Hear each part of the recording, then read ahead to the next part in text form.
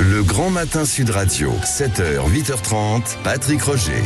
Il est 8h12, Lévis sans interdit. Bonjour Elisabeth. Bonjour Patrick, bonjour à tous. Alors vous revenez sur une étude sur le logement social qui bouscule quelques idées reçues. Ah oui, contre le lieu commun qui voudrait que le logement social soit synonyme de progrès et de justice, eh bien cette étude révèle l'étendue du désastre du HLM à la française. Alors elle a été réalisée par le préfet Michel Auboin pour le compte de l'Observatoire de l'immigration et de la démographie et de Fondapol. Alors je dirais que c'est une triple garantie de sérieux.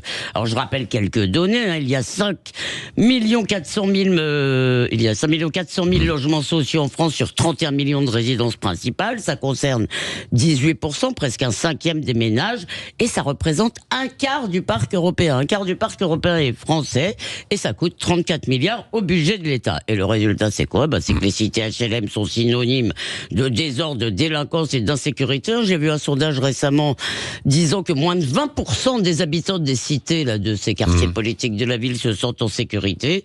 C'est un système injuste parce qu'il exclut, c'est ce que montre Michel Auboin, les travailleurs pauvres, les jeunes couples, les personnes âgées modestes qui ont des revenus trop faibles pour y accéder, au profit de foyers qui vivent allocations qui sont comptées dans le revenu. Donc ça favorise notamment, dit-il, les mères seules qui ont beaucoup d'enfants. Et évidemment, j'arrive à l'éléphant dans la pièce, c'est la préférence étrangère. 35% des immigrés, c'est-à-dire des gens nés étrangers, qu'ils soient français ou pas, habitent dans des HLM contre 11% des Français dits de souche. Et cette proportion monte à 57% chez les Africains et près de 50% chez les Algériens. Et à la génération d'après, ça augmente souvent. Autrement dit, c'est le logement social, c'est le principal vecteur du séparatisme culturel et religieux. D'ailleurs, on sait bien que les bailleurs regroupent les gens par origine et tout le monde sait aussi ce que veut dire quartier populaire. C'est ce qui est dit donc dans ce rapport, Elisabeth.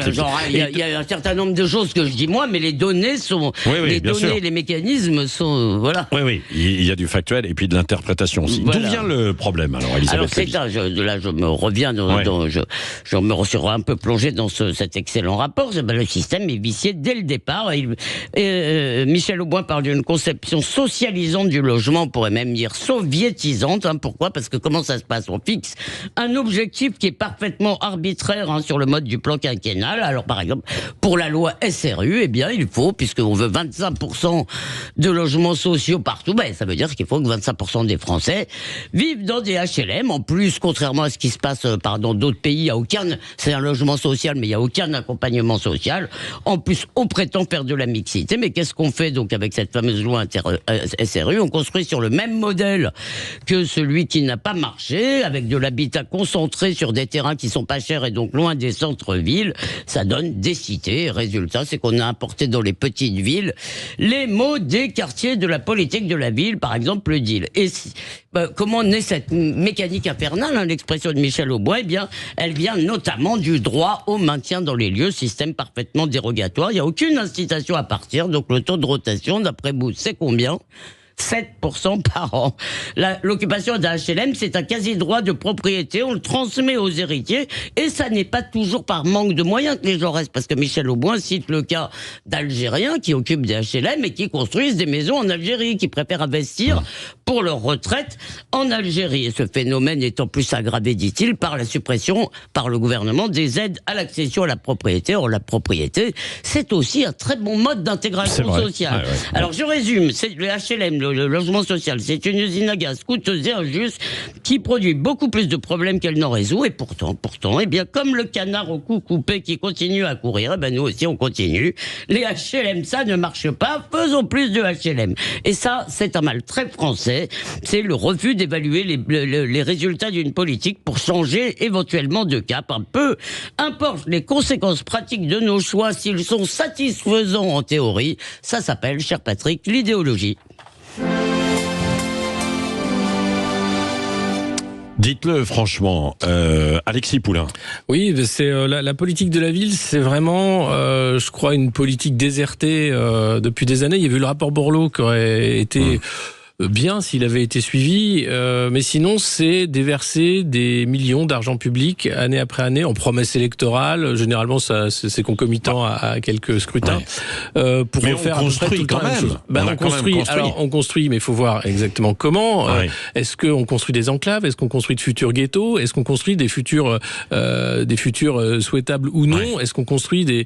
c'est ça la question en fait. Toute la question, c'est l'enclave, c'est la mixité et aussi le mouvement social. C'est-à-dire que les HLM, on n'a pas vocation à y rester en réalité. C'était le fait de pouvoir... Normalement, oui, sur le papier. Sur le papier, évidemment. Et donc, c'est l'idée d'avoir un coup de boost et de permettre cette entrée dans soit l'accession à la propriété, soit autre chose.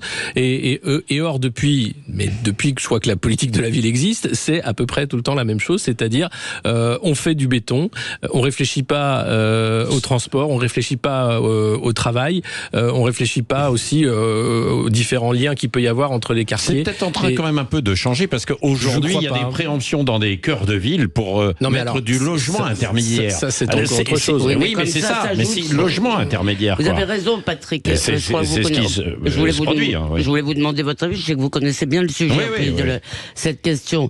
Le problème, si vous voulez, c'est que s'ajoute évidemment dans ce phénomène qu'on appelle ghettoisation, s'ajoutent ensuite des éléments de séparatisme culturel. Quand il n'y a plus que des boucheries halal dans le quartier, qu'il n'y a plus que des mosquées, etc., que toutes les femmes sont voilées, celles qui ne le sont pas, elles se barrent. Donc, si vous voulez, il y a aussi évidemment tout ça. Et comment contrer ça, c'est ça la grande difficulté aujourd'hui. C'est comme tout le reste, Patrick. Je crois qu'il faudrait mettre à bas tout ce système et essayer de regarder ce qui marche dans les autres pays. Mais vous avez dit quand même qu'il n'y a pas finalement, puisque nos logements sociaux représentent un quart du parc européen. Ça veut dire que dans l'ensemble de l'Europe, il n'y a pas beaucoup de logements sociaux. Là. Non. Il y en a beaucoup moins, il y en a. Il y a un autre système. Il y en a qui sont d'abord, il y a des aides. Si vous voulez, moi je pense par exemple en Allemagne, je ne sais pas si c'est toujours le cas, mais il y a eu à un moment une politique qui consistait à aider les ménages les plus pauvres, les moins, en leur donnant en quelque sorte des APL pour leur permettre de se loger sur le marché locatif. Il y a aussi des mesures incitatives pour que les gens épargnent même un tout petit peu, de façon à constituer, par exemple, dans l'achat de biens immobiliers pour leur retraite, etc. Je ne sache pas que l'Allemagne, si vous voulez, je ne sache pas que nous ayons de bien meilleurs résultats, si vous voulez, dans notre politique de la ville que l'Allemagne. Donc, regardons un peu ce qui se fait ailleurs. Et par ailleurs, l'enquistage, si vous voulez, dans le logement social, est une perversion du système, mais qui dure depuis 40 ans. Parce que c'est vrai que ça devait être de passage, quoi. Le temps, évidemment, quelques années, le temps de pouvoir mettre un peu de côté pour pouvoir acheter, bien sûr. Oui, puis ça devait être des lieux de vie aussi, avec des commerces, des écoles. Enfin voilà, il y a aussi toute une vision de sécurité. Parce que ce qui s'est passé, par exemple, je sais pas, j'entendais, je crois, maire de Châteauroux, d'Orléans, on voyait donc dans des petites villes, puisque on a dit. C'est pas une petite ville, mais c'est des villes moyennes, quoi. Bon, je vous enverrai faire un petit voyage à Orléans. D'accord. Et dans ces villes-là, le maire d'Orléans, Serge Grouard, qui est vraiment quelqu'un de très bien, et si vous voulez, il a vu arriver autour de cette ville la même chose, si vous voulez, beaucoup plus près du centre d'ailleurs, que dans. Et ça a amené le deal, la sécurité, la délinquance. Donc, les mêmes causes produisant les mêmes effets, il faudrait peut-être réfléchir à autre chose. En tous les cas, je vous recommande ce rapport. Et ce rapport de Michel Auboin que vous souvent invité ici. Qu'on invitera Michel Auboin, évidemment, rapport pour l'OID et Fondapol. On poursuit dans un instant la discussion ensemble avec vous, Elisabeth Lévy, et vous, Alexis Poulain. Beaucoup de sujets sur la table. Je ne sais pas ce que vous avez pensé de Quentin Bataillon, qui est allé chez Hanouna. Je suis content de vous allez en parler. Vous allez en parler dans un instant. Et ensuite, l'invité politique de Jean-Jacques Bourdin tout à l'heure, ce sera Jean-Yves Le Drian, l'ancien ministre de la Défense, ancien ministre des Affaires étrangères, qui est aujourd'hui représentant personnel du président de la République au Liban. Il sera l'invité tout à l'heure à 8h30.